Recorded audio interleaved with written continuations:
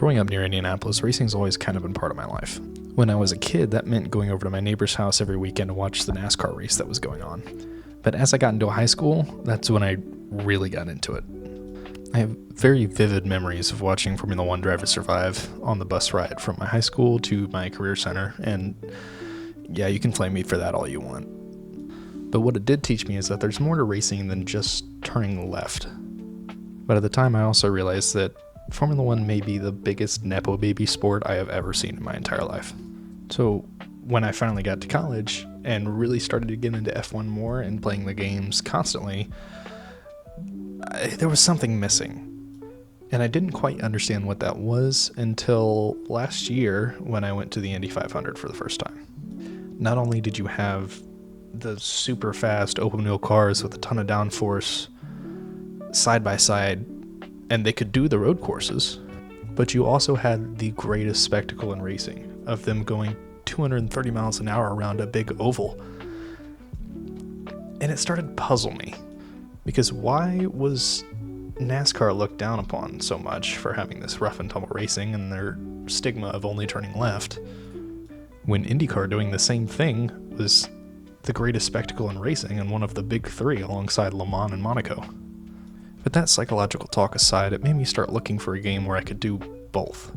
I could drive real fast in those high downforce cars around a big road course, but I could also drive those same cars around an oval with a completely different racing discipline. And this is what pulled me into iRacing. I had experience in the past with other simulators. Firstly, NASCAR 2015 on the Xbox 360, then to Formula One 21, then Formula One 23, and then eventually NASCAR Heat 5 whenever I got in that sort of phase.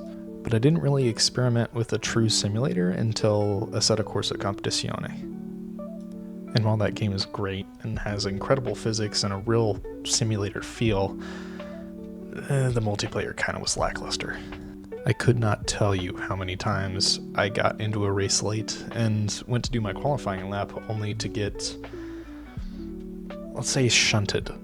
So when I looked into iRacing more and found out about safety ratings and how people would specifically drive to get a higher safety rating and avoid accidents, it was perfect. So once I finally paid the ridiculously expensive membership, I decided that I wanted to try everything that this game offers. But in order to experience everything that this game has to offer, you have to get every single license level up to Class A. And what I didn't realize at the start of making this video is just how long that would take. So for this video, you'll be seeing my road to Class D with Formula cars. Welcome to Road to Class A.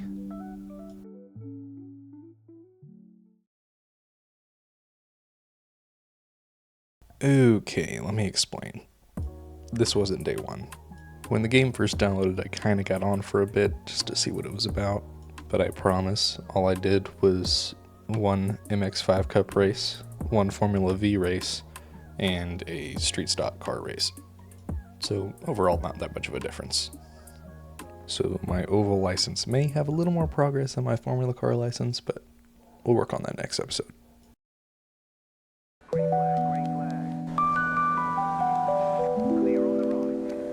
During the official day one, and I'm saying that in air quotes, there was a lot of mistakes on my part. And not like the, oops, we accidentally touched wheels, but we're fine though. Not those kind of mistakes. The kind where I decided to tap the brake into turn 2 for some reason when I never have before and then spun into the grass like a dumbass. I think that partially comes down to the fact that I had never played with ABS off before. I had tried it in some of the F1 games, but I could not compete with my previous lap times. And in those cars, I would say it's harder to lock the brakes, especially into some of these corners. But in these Formula V cars, you have to big toe the shit out of the brake pedal. So just about 90% of this road to Class D was spent with me in 4th gear and just letting off the gas rather than braking. But the mistakes, they still came. And they came frequently.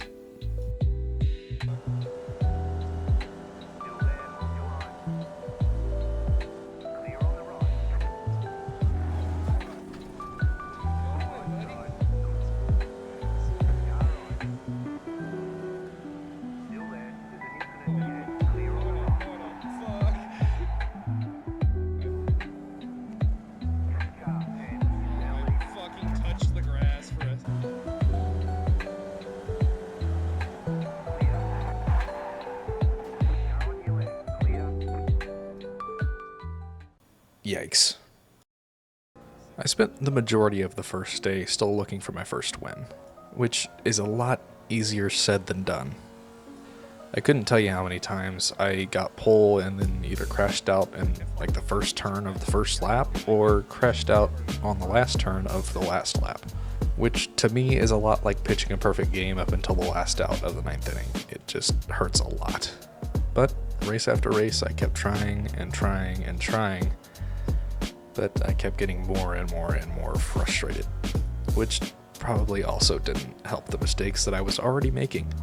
It probably also didn't help that I was still in rookie lobbies, which, if you never played iRacing before, that's essentially like doing Turn 1 in Monza on literally every sim ever made.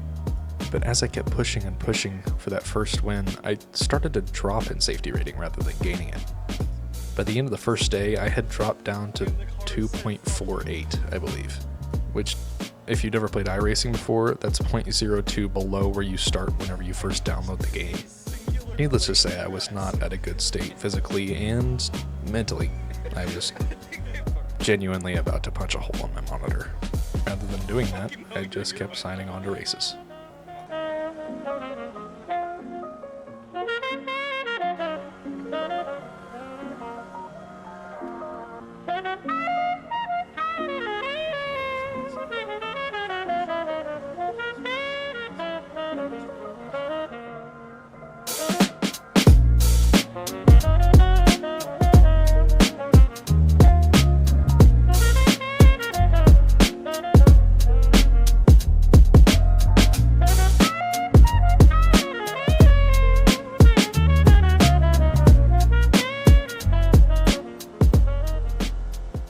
By the end of the first day, I wasn't making any progress. I was holding steady in the 2.48 to 2.55 range. I could feel myself getting physically angry.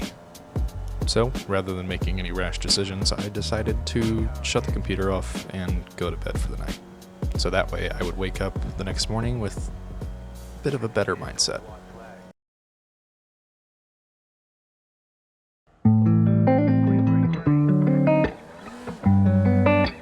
Day 2 started off on a much better note than day 1, and I think a lot of that came from the different approach that I had to racing. The day before, I had spent all day trying to get my first win, rather than doing the actual challenge of getting my safety rating up enough to be Class D. So today, I decided to follow what literally every YouTube guide says to do when you're trying to get higher license levels in iRacing. And that meant purposely trying to start from the back, or starting in the middle and then falling to the back, so you can avoid incident points. Incident points are what drops your safety rating in iRacing. Basically, every race that you do, it calculates how many turns that you did compared to how many incident points that you gained. And you can gain incident points for just about everything, from going off the track for like half a second or making contact with another car. But every incident point is bad. So in order to maximize the amount of safety rating gain that we're getting per race, we have to avoid incidents entirely. And once I started to focus on this, my luck definitely started to change.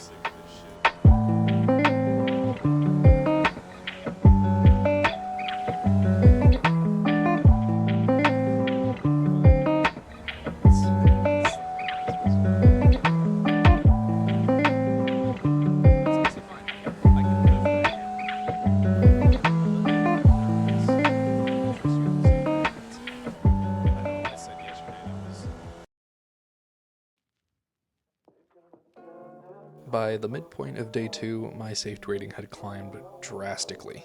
I had done multiple races with 0 incident points around Lime Rock, which in itself isn't a very hard track to do that with, but still, I was very proud of myself. I had managed to get my safety rating up to 2.72, and in order to get to Class D, I needed it to be 3.0. And that meant I only had 3 or 4 more races of 0 incidents to get all the way up to Class D. But given my luck and my tendency to make stupid mistakes, that took a little bit longer.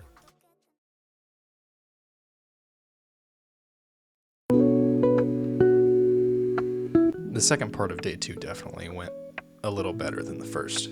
although there was still the occasional mess up. Bro, why are you just driving? I'm going to lose my mind. I was steadily climbing, and before I knew it, I had 2.92 on safety rating, which meant I was one good race away from being Class D. And this next race was definitely an interesting one. For starters, I got pole in qualifying, something I hadn't done in hours at this point.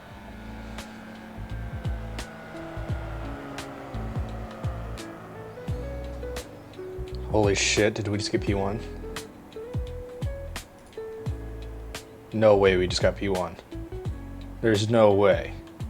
And I decided to give it one last shot at winning that first race. So I got a good jump and was off to the races.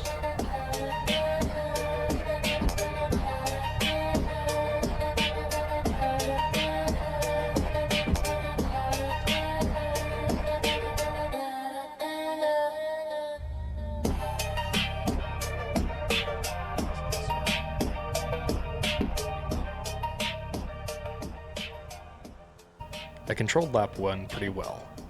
No mistakes, followed my racing line nice, keeping it in 4th gear, just doing what I can to maintain the car.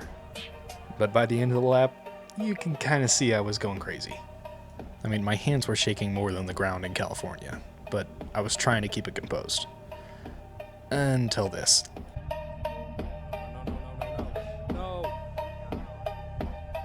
But even then, I didn't give up. I got it right back on the road and decided just to follow him. The main straight is really the easiest place to pass in these cars, especially with the draft that you can get. So if I was close enough by the final turn, it should be no issue. And it wasn't.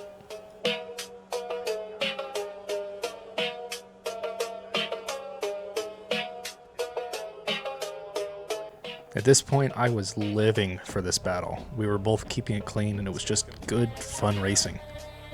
A couple of laps later, he decided he wanted to pass me back.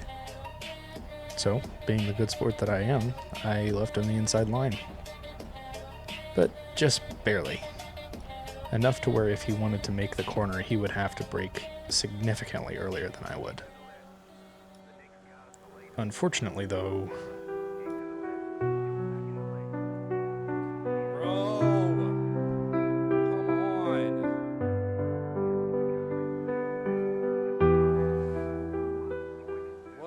Ouch. That felt like somebody slapped a piece of candy out of my hand. And it would have been such a good way to end the video too. But it is what it is. Later on in the race, I was able to snag back 3rd place from the guy that passed me through the grass. And I think he tried to throw a fake that I just didn't fall for, but either way. I managed to finish the race on the podium, at least, with only 3 incident points. And while it sucked that I couldn't get that first win, I was still holding out hope that I was still going to get Class D on this race. But I wouldn't know until I got back to the lobby and waited on it to load.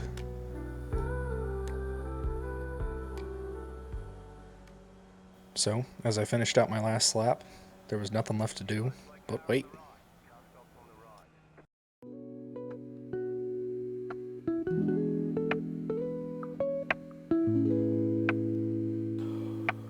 Let's go. Let's fucking go. We're there. Oh my god.